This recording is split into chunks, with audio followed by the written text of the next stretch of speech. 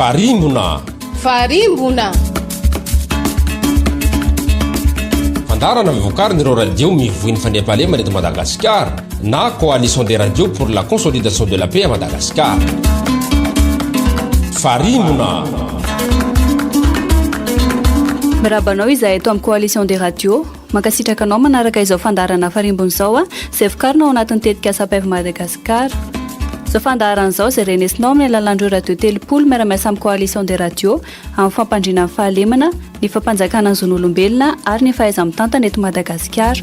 Tanjona ihany koa ny fanampiana ny radio mpikambana sy ny fiainoana amin'ny feon'ny olom-pirenena. Androany isika dia hiresadresaka momba ireo tambajotra serasera, inona ny tokony atao mba hitandrona ny fandriam-pahalemana. Vahindroa ary nasaina mba hiresadresaka amintsika ny amin'izany lohahevitra izany. Ao Andriamatoa Rakotondrazaka Fano, mpampiakaten'ny Seni, Andriamatoa Rakoto Malala Setra, mpanara-maso sy mpikirakira ny tambajotra serasera na ilay antsoina hoe blogueur. Miarahaba ny vahiny ary tonga soa atao amin'ny studio amin'ny coalition des radios. Miarahaba ny atao amin'ny coalition des radios, miarahaba ny mpiaino anjo. Miarahaba ny olona rehetra atao amin'ny studio amin'ny coalition des radios ary miarahaba ny mpiaino rehetrarehetra. Ankoatra ireo vahintsika ireo dia isy ihany koa ny fianonana ny hevitry ny olom-pirenena mikasika ny lohahevitra. Nicole Raoul Arsène eto amin'ny fanolorana, Cédric Rasoazanakolana eo amin'ny lafiny teknika. Mbola tsy fahita teo aloha tamin'ny tantaran'ny fifidianana teto Madagasikara ny anjara toerana goavana ny raisin'ny tambajotra serasera, indrindrindra ny Facebook. Izy io izay hita ankehitriny fa tsy voafehy intsony. Azo lazaina ho tsara ny fisiany noho izy manomevahana ny fahafahana maneho hevitra, fa ny ratsy azy dia izy tiana ampiasaina hanapariahana vaovao mampidi-doza, manimba zavatra ary manakorotana ny saim-bahoaka. Na dia eo aza ny lalàna mikasika ny cybercriminalité, ny code de la communication, ny tsapa dia ny hoe ireo vaovao aparitaka ao amin'ny Facebook amin'ny ankapobeny dia tsy mikendry mihitsy ny ampilamina amin'ny fiarahamonina sy ny tontolo politika. Mialohan'ny resadresantsika amin'ireto vahintsika reto dia andeha ho renesintsika ny fanehoan-kevitry ny solotena avy ao amin'ny unité de monitoring des médias na ny UMM. Ramatoa Mirana Razafindrazaka, asanao isan'andro ny fanaraha-maso ireo fitaovana fampitam-baovao, anisan'izany ny tambajotra serasera. Amin'ny lafiny mahaloharano ny fikorotanana izay, inona no azonao lazaina mikasika ny zava-misy ankehitriny amin'ireo tambajotra serasera maro samihafa? Raha miresaka momba ny tambajotra serasera eto amintsika no resahana dia raha nanao fanadihadiana ny atao amin'ny sampana fandalinana ny asa fanaovan-gazety na ny unité de monitoring des médias izay miasa ao anatin'ny projet PEV Madagasikara dia mahatsikaritra hoe mibetsaka ny fampiasana aloha ny tambajotra serasera indrindra fa ny Facebook aloha izao ny hita hoe tena tambajotra serasera ampiasaintsika eto Madagasikara. Tamin'ny taona 2014 izahay ao anatin'ny sampana fandalinana ny asa fanaovan-gazety dia efa nanao fandalinana mikasika manokana ny tambajotra serasera indrindra reny groupe de discussion reny. Rehefa taminatin'izany fotoan'izany izay nahatsikaritra hoe betsaka ny mampiasa teny malagasy aloha izany. Isika malagasy rehefa miady hevitra efa zava-dehibe izay ary tsikaritra koa hoe misy ireo atao hoe teny mandratra betsaka voizina ao anatin'ireny tambajotra serasera ireny. Tao anatin'izay fanadihadiana izay nahitana roapitra anatin'ireny publication anatin'ilay groupe de discussion anaty Facebook ireny izany dia teny mandratra ampiasaintsika mpampiasa Facebook. Amin'izao fotoan'izao taona 2024 izao raha ny isa farany navoaka ofisialy dia 2.5 tapitrisa ny internet eto Madagasikara, izany hoe ny olona mampiasa internet. Ny 2.7 isan-jato dia mampiasa Facebook daholo, izany hoe 2.2 tapitrisa ihany izany amin'ireo mampiasa internet no tsy manao Facebook, izany hoe Facebook izany ny tena ampiasaina raha samy tambajotra serasera ampiasaina eto Madagasikara amin'izao fotoan'izao. Tamin'ny Desambre 2024 moa izany io no mivoaka io atotanisa io ary arak'izay dia satria tsika malagasy eo amin'ny 3.20 tapitrisa faingo telo eo dia ny 2.6 isan-jato ny internet ary 2.7 isan-jato no manao mpampiasa Facebook. Raha nanao fandalinana ny réseaux sociaux zahay tamin'ny taona 2024 tanatina tetikasa tany aloha ny asan'ny unité de monitoring des médias ny sampana fandalinana asa fanaovan-gazety dia nahatsikaritra fa raha ny mpanao politika manokana aloha izany no resahana dia betsaka izy ireo no mampiasa Facebook ihany koa. Fa ny fomba firesahany ao anatin'ny Facebook no niova raha ampitahaina zany tamin'ny 2024 sy amin'izao 2024 zao. Tamin'ny 2024 mantsy ohatra dia raha mijery politisiana vitsivitsitsika dia posta eo amin'ny 10 eo tanatin'ny taona iray no navoaka an'zareo. Zany hoe anatin'ny taona zany dia 10 ihany zareo no miresaka ao anatin'ny Facebook. Amin'izao 2024 zao nefa tsy karitritsika fa tena mandeha be ny tambajotra serasera ary ireo mpanao politika tsy mionona fotsiny amin'izay 10 izay tsony fa lasa tena dinamika be, zany hoe miasa be ry zareo ao anatin'ny réseaux sociaux. Tamin'izay fotoana izay koa na tsikaritra hoe be dia be ny compte individuel, zany hoe tsy page izy tsy groupe izy fa compte individuel ana mpanao politika no tena ampiasain'ny olona ary betsaka mpanaraka ary 3 amby 2 moa zany manana les fonctions hoe s'abonner. Ny azo lazaina hoe thème resahan'ny mpanao politika tamin'izany fotoana izany tamin'ny taona 2024 dia mikasika ny fiainany manokana vie privée. Avy eo zareo ny resaka momba ny politique étrangère ary koa ny fahatelo amin'izay dia miresaka momba indray ny situation de conflit reny, zany hoe reny zava-mitranga misy resaka disadisa reny. Zany hoe ireo zany ny thème telo ngeza resahan'ny mpanao politika tamin'izany fotoana izany vie privée, politique étrangère ary situation de conflit. Tamin'izany fotoana izany dia nahitana hoe nisy ny teny azo lazaina hoe tsy mifanaraka amin'ny langage raha ohatra ka politisiana ianao ary indrindra fa olom-pirenena dia misy teny tsy tokony ampiasainao, ohatra hoe manao diffamation na midiffuser rumeur, fa nahita nefa fa nisy ihany izay zavatra efa na dia hoe vitsy ary tena azo lazaina hoe tena vitsy fa nisy. Amin'izao ankehitriny izao amin'ny zavatra jerenay isan'andro atao amin'ny unité de monitoring des médias dia mibetsaka ireo teny azo lazaina teny mandratra any anatin'ny Facebook amin'izao fotoana izao. Ny fomba fisehoan'izy ireny dia amin'ireny montage photo reny, zany hoe io misy sary anankiray na olona anankiray ohatra na candidat iray na mpanao politika moa zany dia ovaina ilay sary, ovaina mba hanome sary hafa izay manambany kokoa, manome endrika ratsy kokoa an'ilay mpanao politika. Misy koa reny hira alefa video amin'ny Facebook, hira izay manany ihany moa zany tena anazy fa ny tena marina izy dérision fitsonaina azy, zany hoe manaratsy ihany koa le hira reny koa betsaka amin'izao fotoana izao no hita any anatin'ny Facebook. Misy koa tsikaritra fa mihabetsaka ny fausse page, zany hoe mo tenenina ohatra hoe ity candidat iny eo fa ny tena marina tsy page official n'ilay candidat ilay izy ary mibetsaka izy ireny dia ananatiny ireny indraindray misy fanaratsiana candidat hafa izay mody lazaina amin'ny anarana candidat hafa. Tsikaritra izay ny anatin'ny tambajotra serasera amin'izao fotoana izao.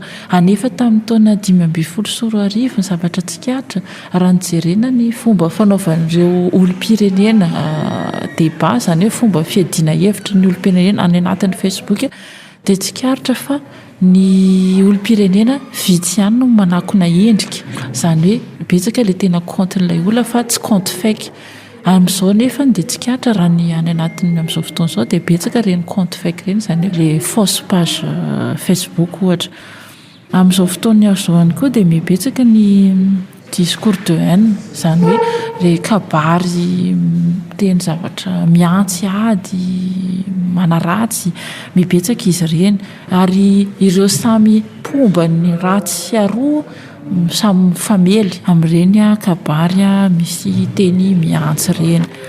Dia eo koa moa zany reny diffamation, tena hoe manaratsy mikendry olona anankiray dia milaza zavatra tsy marina mikasika n'ilay olona anankiray. Eo koa ireo teny manilika, azo lazaina discours discriminatoire moa fiteny anazy. Izay zany zavatra tsikaritra aloha amin'izao fotoana izao amin'ny resaka réseaux sociaux. Raha ampitahaina tamin'ny 2024 zany dia mibetsaka ny fampiasan'ny mpanao politika sy tsika ny Facebook, fa ny tsaran'ilay débat any angamba no mila misy fanamboarana. Andriamatoa Rakotondrazakafana ho anareo ao amin'ny CNI amin'izao fotoana izao. Inonavy ireo tranga tsapanareo fa vokatry ny vaovao miparitaka ao amin'ireny tambazotra serasera reny ka misy fiantraikany amin'ny firindran'ny fanatanterahana fifidianana. Raha ny tena marina aloha tsy misy satria mbola tsy nikorotana mihitsy aloha zany vokatr' izay hoe fiparitahan ireny vaovao sy fanehoan-kevitra samihafa ireny ny tetiandro le chronogramme zany eo amin'ny fanatanterahany CNI asany. Na izany aty zany misy ny savorovorotsaina zany zay ateraky le vaovao samihafa zay mivoaka any amin'ny tambajotra any. Mety hoe mampanano sarotra eo amin'le fahazona zany le adhésion zany hoe le mba hoe firaisan'ny rehetra zany amin'ny fiatrehana ny fifidianana zany le vaovao miely fa tsy de hoe de tena hoe anakorotana hoe tena anelingelina anakatsakana le fanatanterahana ny asa. Misy setra mety manano ohatra amin'izay fampisavorovoroana ny saim-bahoaka izay ve ianao? Le izy moa zany efa talohan'ny hoe hanomboka ny fifidianana nefa nisy an'ilay zavatra tononoko eto fa ohatrany hoe maromaro ihany zany tsy haiko hoe vondron'olona ve sa mety hoe manakorotana anaty groupe Facebook sy ohatr'izany ihany. De le izy araka ny tenen'ny ray aman-dreny teo mety hoe any amin'le tetiandro any amin'le programme l'élection tsy de misy hoe fiatraikany angamba satria mandeha foana iny fa any amin'le adievitra demokratika zany ny anany tena hitako hoe lasa mandiso an'le adievitra araka ny teneninao teo hoe zavatra tena tsara le tambazotra serasera rehefa anaovana adievitra madio ary ahafahan'ny tompon'andraikitra mifandray mivantana ary maimaimpona amin'ny olona izay hifidy amin'ny citoyen malagasy rehetrarehetra zany.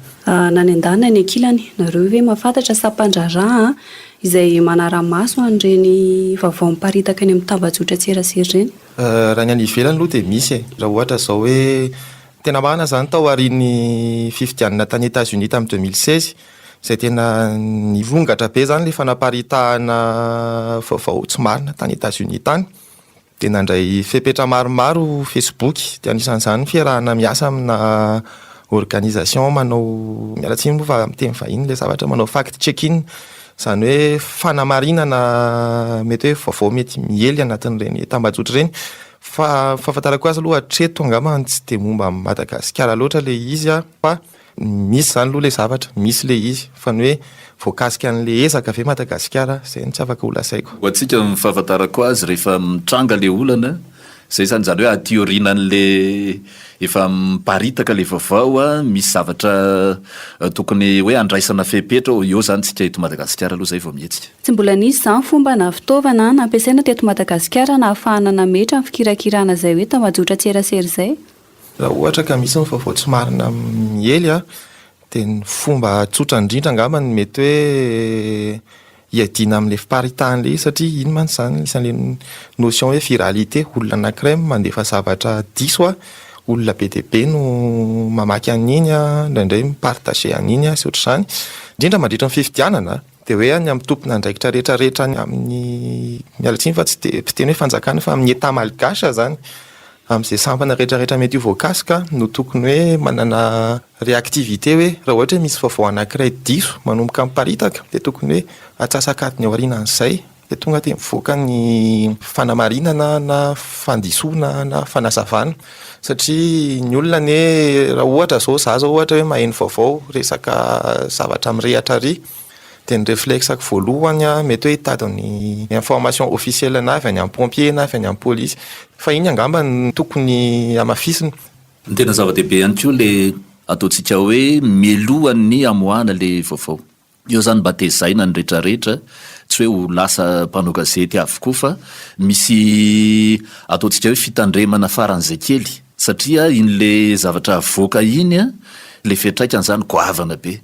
Dia eo zany mba tezaina ny rehetrarehetra mba ataontsika hoe manamarina le vaovao mialohan'ny amoahany an'le vaovao. Amin'ny ankapobeny ve ireny olona manely vaovao mety hoe tsy marina ireny tsapany mety hoe vokatra iny fa ataony fanahiniana fotsiny savy te-hiteraka polémika ve zany izy? Possible mety misy any ny olom-bitsy hoe mahazo fafinaretana izy rehefa manakirotana ny sain'ny olona manaraka anazy fa amin'ny akoatr'izay tsy hitako aloha izay tombontsoa azon'ny olombelona anankiray amin'izany fa zavatra mety misy fotsiny angambany hoe araka ny tenen'ny namana avy ato amin'ny CNI eo hoe resaka fitaizana koa le izy zany ohatrany hoe éducation mety hoe éducation civique kely mihitsy ary zany fitaizana maha olo-pirenena de tafiditra ao anatin'izany hoe tsy zavatra vankinao tany a hitanao tany a de marina daholo ndrindray fomba fiteny hoe hitako tamin'ny internety fa hitanao tamin'ny internety taiza tamina loharanom-baovao mari-potitra ve tamina pejy ofisialin'ny polisy ve sa hoe zavatra nysorasoratan'olona tany fotsiny de iny fa averinao tia tena zany hoe misy olona mety hoe tsy mahatsapa-tena hoe mety misy zavatra diso ny vakiny eo amin'iny écran an'iny de iny angamba n'le mahazava-dehibe an'le fitaizana ny olona ampiasa internet ary tsy azo adinoina fa eto Madagasikara anisan'ny firenena zany hoe mitombo isa-taona nisan'ny olona mampiasa an'ireny tsy Facebook moa zany fa ny internet amin'ny ankapobeny. Ny fahitako azy rehefa tafiditra ao anatin'le izy eo mantsy mahavariana le mikirakira le interneto de tsy mahatsapa-tsony zany le olona fa ohatran'ny ifaninanana zany hoe mahita zavatra ianao iza no atafavoaka an'iny voalohany zay nefa le tena fakapanahy be ao anatin'le izy hoe miazakazaka loatra zany tsisy fotoana ntsony andeha hanamarinana an'le izy na mieritreretana hoe manahoana moa zany ny vokatra ity rehefa ho alefa koa ho hitan'ny be sy ny maro le izy.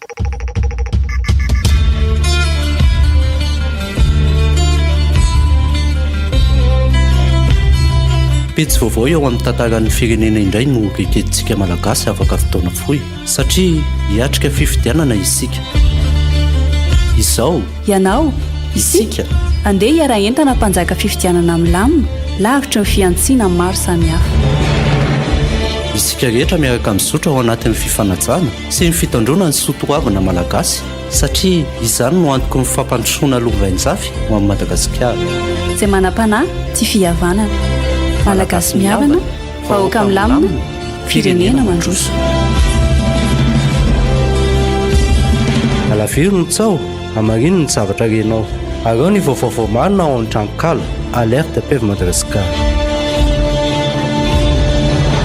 Mitetika sa PEV Madagasikara dia toanan'ny ICSP sy ny vondrona Europeanina.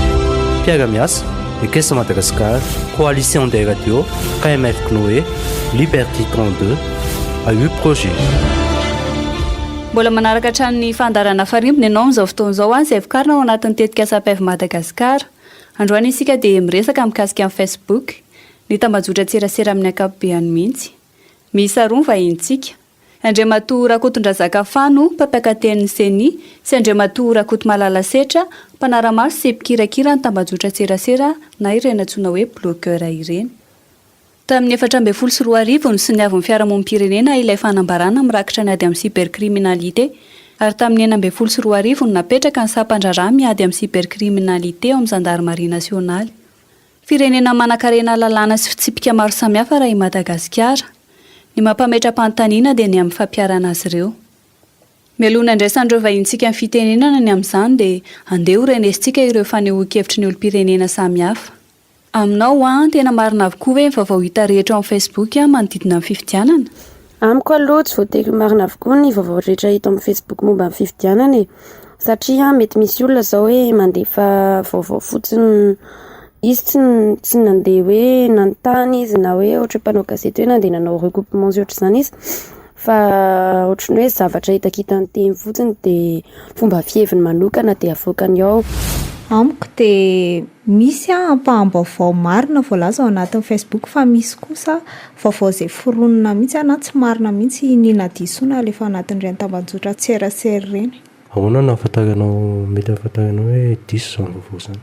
Tsy dia any amin'ilay hoe diso loatra fa any amin'ilay hevitra voizinao anatin'ilay izy izay miaro fandrangitana ohatra ny hoe fanaratsiana kandida hafa izay hita mazava tsara hoe tsy dia hoe ampita vaovao loatra ny tanjona amin'ilay izy fa anakorotana ny sain'ny olom-pirenena.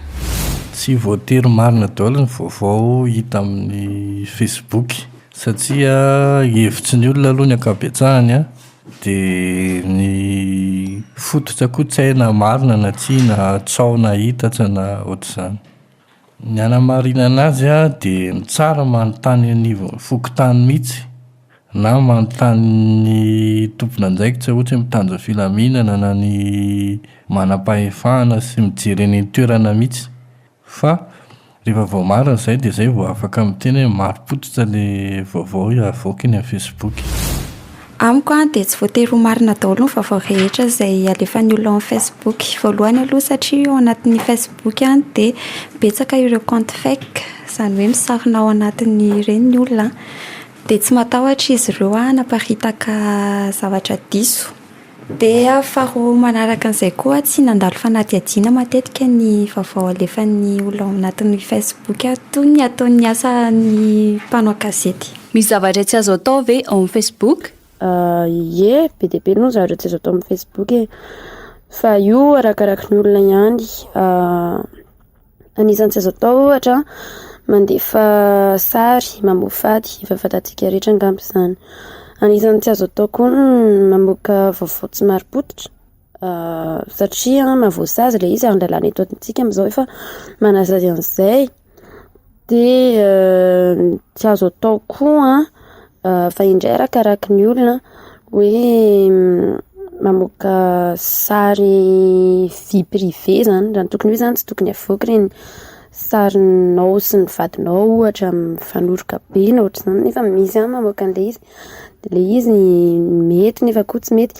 Na koa ilay ankizy amin'izao ireny mamoaka sarindry zareo misotro toaka, mifoka sigara, ataony photo de profil eo, nefa izany zavatra tokony tsy azo atao zany raha tena marina fa iny lafin'ny fanabeazana nefa mahatonga n'iny hoe lasa be mpanao satria tsy ampy ilay fanabeazana voren'ilay ankizy.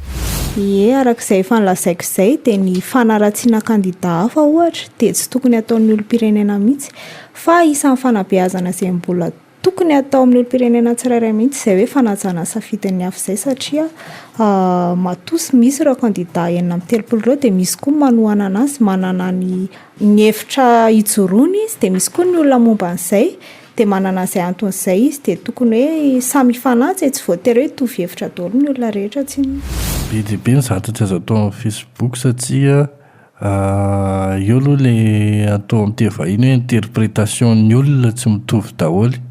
Ka raha vao miteny ianao na publier ianao zavatra anankiray mila eritreretinao koa hoe ohatrany ahoana ny fiantsaikan'izay eo amin'ny any amin'ny olona.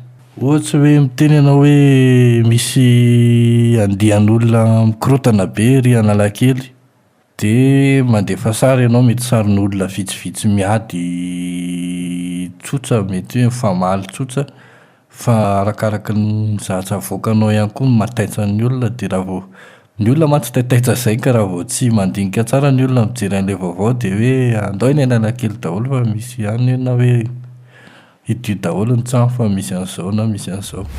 Ie, misy ny zavatra tsy azo atao anatin'ny Facebook. Ao anatin'izany ohatra ny fifanaratsiana eo amin'ny samy mpikambanao anatin'ny Facebook anankiray izay mety mitarika ady na mitarika korotana. Mahatambazotra fanehoana hevitra ny Facebook dia ilaina ny manaja ny safidin'ny hafa, ny hevitra izay avoakan'ny hafa. Ny lalàna laharana fa 724 tsipika ohatraohatra enina andiny 20 no milaza mikasika izay ady amin'ny cybercriminalité izay. Ary navaozina izy io amin'ny lalàna laharana fa 40 tsipika 830. Andriamatoa Rakoto Malalasetra, afaka patsahivinao anay amin'ny ankapobeny ve ireo fitsipika amin'ny fifampelezam-baovao ao amin'ny tambazotra Tserasera. Raha ohatra hoe fitinina angamba ny lalàna, satsia tena akory hoe lalàna fa hoe ny fahalalam-pomba, ny fahaiza-miaina dia mitovy amin'ny amin'ny arabe eny. Raha anaty bus ianao voafatotra amin'ny zavatra teneninao raha manao harcèlement na olona ianao dia azon'iny olona iny toriana. Raha manao diffamation momba ny olona ianao dia azon'iny olona iny toriana ihany koa. Dia torak'izay ihany eny amin'ny tambazotra Serasera. Ohatrohatr'izay zany matetika ny tokony ho esprit any lalàna zany hoe io tambazotra Serasera io ny zavatra ataonao ao mitovy amin'ny zavatra ataonao ery amin'ny arabe ery ihany. Mamoaka sary mamofady ianao eny dia mitovy amin'ny hoe manao zavatra mamofady eny amin'ny arabe. Miteniteny foana ianao dia mitovy amin'ny hoe miteniteny foana miaraka amin'ny mégaphone eny amin'ny arabe. Izay angamba misy lalàna ny fehan'izany eto amintsika. Ny olana fotsiny angamba dia hoe indraindray ny olona rehefa ao ambadiky ny écran dia tsy mahatsapa tena an'izay. Andriamatoa Fano mety hoe hatraiza ny fetra tsy azo ioarana amin'izay fanehoan-kevitra izay. Le fanehoan-kevitra anatin'ireny tambazotra Tserasera ireny zany dia natao fantatry ny be sy ny maro.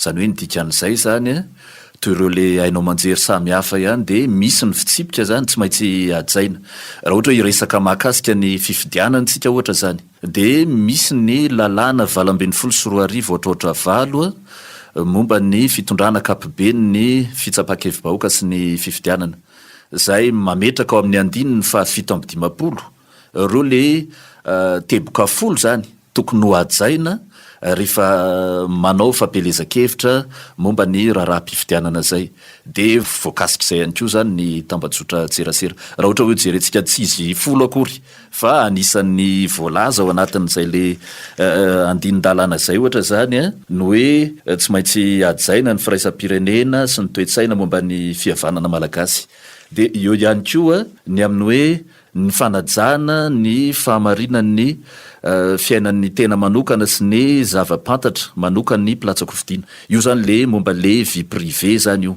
ny tsy fiantsina amin'ny fankahalana sy ny fanavakavahana iny le incitation à la haine sy ny discrimination ary ny fitandrona ny filaminam-bahoaka reny zany de tokony ho ajaina ka na any amin'ny tambajotra serasera ianao na any amin'ny radio sy ny televiziona ianao na mpanao fampelezakevitra eny an-dalambe ny amin'ny toerana famorina olona eny zany de voakasika ireo avokoa de amin'ny andavanandro moa manamafy ihany ny voalazany namana setra teo hoe nandavanandro ohatra ny tsy azo atao zany hoe mandeha manala-baraka olona nandavanandro aza de tsy azo atao ihany koa miditra amin'ny fiainan'olona manokana fa ilana fitaizana foana izy satria miresaka zao tsika zany hoe fiainan'olona manokana indraindray izy io mifangaro amina asa resaka hoe biografia mombamomba le candidat reny zany tokony fantatra tsara mihitsy hoe iza moa ty le olona tya afa izy tena kaizy navy ny traikefany eo anatin'izay tsy fidirana amin'ny fiainana manokana mihitsy zany reny efa natsidika tany aloha ihany zay hoe rafitra sy fomba ahafahana manara-maso azy reny zay fa ny amin'ny tsy fanarahan-dalàna izay eto Madagasikara no afaka manasa azy fahafantarako azy aloha ny lalàna ihany de ny mpampiatra lalàna zany misy zany eo ny fitsarana efa ny raha tsika nahita ihany ny zavatra nitranga tamin'ny mpampiasa ny tambajotra serasera nampiasaina zany le loi sur la cybercriminalité de nenjehana araky ny lalàna tany amin'ny fitsarana zany reny ho an'ny momba ny fifidianana de eo aloha zany le nikirakira le tambajotra zany hoe nampiasa namoaka le vaovao fa na ny candidat ihany koa zay ataontsika hoe mahita faisana victime ao anatin'ireny zany sy ny candidat mety nahazo tombony tao anatin'ireny satria mety inina atao le izy andeha hanapitehana ny hafa zany de samy tsy maintsy isy zany ny fanadiadiana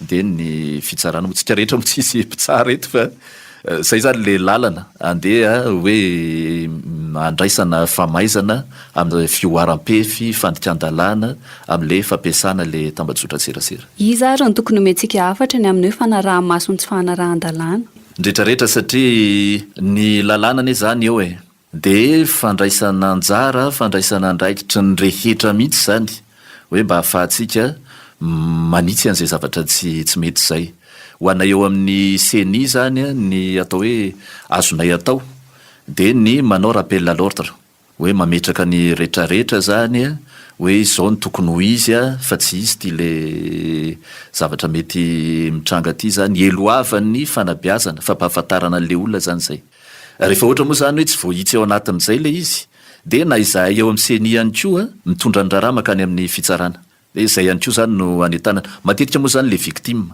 zany hoe le olona zany le sokajin'olona zay mizaka ny voka-dratsiny reny le zavatra mivoaka reny matetika no mitondra n'le raharaha mandeha makany amin'ny fitsarana misy sampana miandraikitra an'izay ve ao amin'ny CENI ho an'ny CENI misy le rafitra napetraka manokana zany eo zay miaino sy mijery ny vaovao rehetra zay mivoaka na amin'ny hainao manjery io na amin'ny gazety fa na izana zany tsy afaka ilaza moa zay CENI hoe de tena hitanay avokoa ny zavatra mipotra any ivelany any amin'ireny fitaovana reny fa entanina ihany koa zany ny rehetra hiara asa aminay hoe raha ohatra ka misy mahatsikaritsika any de azo atao ny manaitra ny CENI de ny CENI moa zany manao ny fanamarinana samihafa hoe tena nitombona ve le izy tena nisy fandikan-dalàna ve tao fioaram-pefy teo sa manahoana misy anampianan'izay ve ny namanato? Ny anazy zany izay foana nitondrako an'ilay izy zavatra tsy azonao atao eny amin'ny arabe tsy azonao atao anaty tambazotra tserasera ihany koa. Zavatra soroatanao eny amin'ny Facebook na Twitter na zavatra hafa dia voafatotra amin'iny ianao toy ny zavatra teneninao eny amin'ny arabe.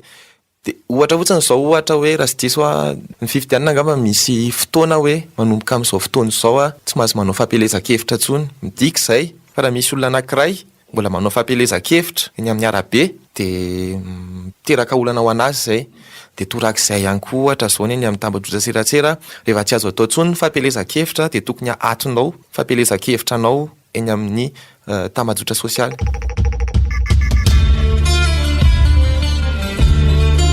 Ny filaminana no antoka ny firindran'ny fiainam-pirenena ahafahana miroso anaty fifidianana mirindra mba hisiany fifampitokisana dia zava-dehibe fototra amin'ny fanarahan-dalàna. Koa isika rehetra amin'ny sehatra sy sokazy misy antsika avy andao amantatra mampiatra ny lalàna amin'ny fiain'ny fifidianana. Na olom-pirenena na ireo mpiasam-panjakana na ny mpitandro ny filaminana na ny antoko politika na ireo kandida sy ny mpanohana azy avy adidintsika rehetra ny mitandro toy ny anak'Andriamaso ny lalàn'ny fifidianana.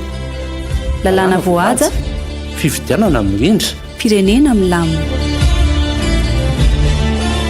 Alaviro ny tsao, amarino ny zavatra renao. Arao ny vaovao marina ao an-tranokala, alerte PEV Madagasikara.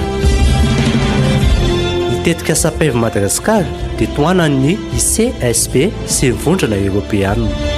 Mpiara-miasa, Ekesa Madagasikara, Coalition des radios, KMF Knoé, Liberté 32, AU Projet. Mbola manaraka hatrany fandarana farimina ianao amin'izao fotoana izao izay vokarin'ny Coalition des radios. Ny loha hevitra resantsika androany ireo tambazotra tserasera inona ny tokony atao mba hitandrona ny fandriampahalemana. Isaorantsika reto vahintsika reto nanaiky vahiny atao amin'ny fandaharana averimberina foana hoe andraikitry ny rehetra ny fampandriana amin'ny fahalemana. Amin'ny ankapobeny nefa dia tsy hita ho tsapan'ny olom-pirenena mampiasa ireo tambazotra tserasera izany, enina dia eo amin'ireo lalàna aza. Tena miparitaka amin'ny vaovao tsy marina hiteny amin'ireny tambazotra tserasera ireny ary toa lasa hafaindohan-drarahany ianao manjery ny manamarina ireny vaovao ireny. Inona ary ireo fihetsika tsotra afaka atao amin'ny andavanandro hisorohana izay fampielezana sy fiparitahany vaovao tsy marina izay. Eny voalohany indrindra aloha izany tokony hoe misy septisisme kely tsika rehefa mahita zavatra misoratra eny mila jerevana ilay loharan'ilay vaovao anao. Ankoatr'izay koa dia averika any hoe rehefa misy izany sampana anankiray na orinasa na tsy fantatro izay mahakasika anazy ilay vaovao tsy marina dia tokony tena mailaka be mihitsy manao ny fanadisona an'izay vaovao izay. Iny angamba manditako hoe zavatra tena mahery indrindra anajanonana ny fiparitahana vaovao tsy marina. Misy anampianan'izay ve ny ao amin'ny CNI?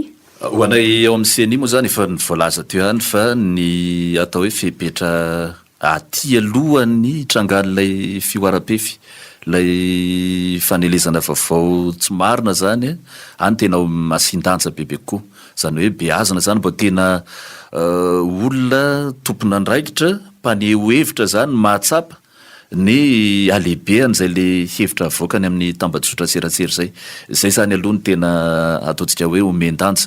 De faharoa za eo amin'ny CNI zany de vonona foana amin'ny amaloha ranom-baovao anay amin'ny fanomezana an'ireny vaovao reny. Ka raha ohatra hoe mampiay an'le olona zany zay mikirakira le tambazotra serasera lay vaovao avoakany azony atao tsara ny manamarina an'iny any amin'ny CNI. Zay moa rehefa mihoana amin'ny mpampalala vaovao amin'ny mpanao gazety tsy hoe ampitovy an'le olon-tsotra amin'ny mpanao gazety akory fa na izana zany miezaka tsika mba ho tsaratsara mba ho voafehy io le fanehoan-kevitra io de zay no ambara amindreo le mpanao gazety hoe milohan'ny amoana ny vaovaonareo na tsy resaka mahakasika ny CNI ary nareo ary tsy hoe andeha anasoaso ny CNI ihany koa fa le zava-misy no ambara de misokatra ny antso an-telefona amin'ny tompona andraikitra amin'ny CNI andro aman'alina eo ahafahanareo zany manao an'izay fanamarinana ny vaovao zay milohan'ny amoana azy. Afaka omena ve izay laharan'izay? Ny laharana zany 034 49 602 05 io zany de ahafahana manao an'izay fanamarinana ny vaovao zay foana.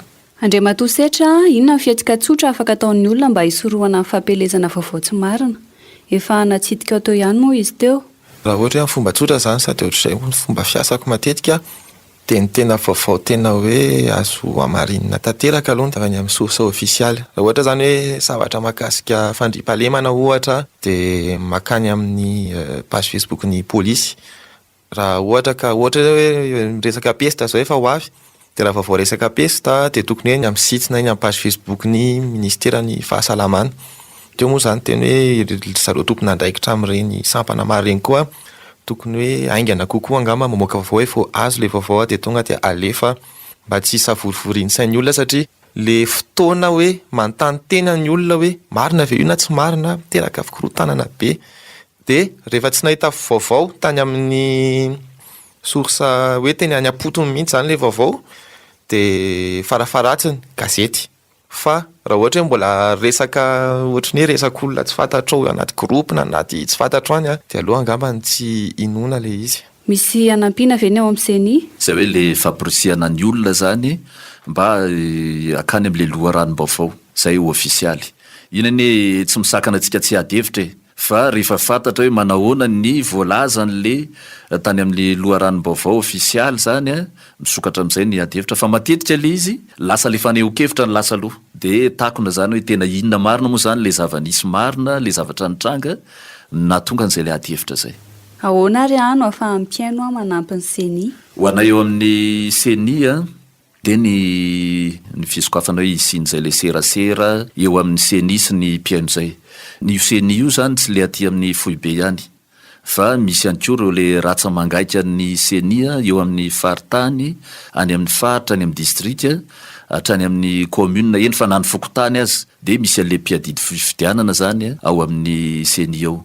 Ka reny rehetrarehetra reny zany ahafahantsika manamarina an'izay le vaovao entina hoe mety paritaka any amin'ny tambazotra serasera any reny ihany koa zany eto indray amin'ny olo-pirenena nyreny le mpikirakira ny vaovao reny zany azondrareo atao ihany koa ny mitondra ny sosokevitra any amin'ny CENI zany momba ndraraha-pifidianana na mitondra tsikera moa maninona zany ahafahantsika manatsara ilay raha-pifidianana de ny farany de farany ataontsika hoe mety mba hatsara ihany koa le fikirakirana ny io le tambazotra serasera io ny fanehoan-kevitra samy hafa eo amin'le teny zany hoe le voam-bolana ampiasaina zany iny koa zany everiko hoe tena goavana be satria na zavatra tokana zao ary no resahinao misy zany hoe vao manomboka fotsiny zany anokatra adihevitra de ohatrany tsy mampite anoy zany le adihevitra nefa iny zavatra tokana iny ho an'ny sasany zany hainy tsara le mampiasa le teny voasarika anao andeha mba hoe andray anjara amin'le adihevitra samy hafa ao. Inona ary ny afatra farany? Ny anahy fotsiny angambany de zay hoe fitaovana tena tsara be tambazotra tserasera ho an'ny olo-pirenena tsirairay avy. Iny zany ahafahana miadihevitra zavatra ohatrany hoe rehefa manana lisy tsika anio amin'izao de ohatrany lasa saina ahoana marina moa zany ny adiana hevitra tamin'ny 10 taona lasa fa mila fotsiny hoe mba adihevitra demokratika madio ny ao anatin'io. Fitaovana tsara be ihany koa izy ho an'ny État malgache ho an'ny tompona andraikitra amin'ny sampana maro be eto satria fomba ahafahan'ny CENI, ahafahan'ny ministera, ahafahan'ny tompona andraikitra rehetrarehetra misera mivantana amin'ny olo-pirenena de raha misy ny vaovao tsy marina afaka tonga de mitsipaka manamarina manazava mivantana amin'ny olo-pirenena. Ny olo-pirenena koa afaka mamaly ny zavatra tenenin'ny tompona andraikitra maro isan-karazany raha resaka redevabilité koa zany le izy de tena fitaovana matanjaka be ary farany de amin'ny resaka fifidianana de hitako hoe somary mampisy fifandanjana kokoa amin'ny samy mpifaninana. Tsy haiko hoe mifandanja ve na tsy mifandanja ny faninanana amin'le candidat fa ny azoko lazaina fotsiny de hoe moramora kokoa manokatra page Facebook ana candidat anankiray no hoe andeha hividy télé na radio. Tonga sahady amin'ny fiafaran'izao fandaharan'izao isika mankasitraka anao ny araka taminay ireo tambazotra tserasera inona ny tokony atao mba hitandrona ny fandriampahalemana. Izany no loha hevitra noentina tamintsika teto. Fankasitrana no atolotra an'Andriamatoa Rakotondrazaka Fano fampiakaten'ny CENI sy Andriamatoa Rakoto Malalasetra mpanara-masy sy mpikirakira tambazotra tserasera na ilay atao hoe blogueur. Tsarovy ary fa tsy izay rehetra hita amin'ny tambazotra tserasera dia marina sy fizara ary azo aparitaka avokoa ary ny tsirairay dia tompona andraikitra amin'ny fampandriana ny fahalemana. Nicolas Raouli Arsène teto amin'ny fanolorana, Cédric Rasoazanakolana teo amin'ny lafiny teknika ary ny radio mpiaramiasa amin'ny coalition des radios nampita amin'ny feo makasitraka anao mpiaino veloma tompoko alaviro ny tsao amarino ny zavatra renao ary ao ny vaovao marina ao an-tranokala alerte peve Madagasikara farimbona fandarana mivokarina ireo radio mivoiny fandriam-pahalemana eto Madagasikara na coalition des radios pour la consolidation de la paix à Madagascar. Farimbona nitetika sapeve Madagasikara dia toanan'ny ICSP sy vondrona Europeanina. Mpiara-miasa Ekesa Madagasikara, Coalition des radios, KMF Cnoé, Liberty 32, AU Projet.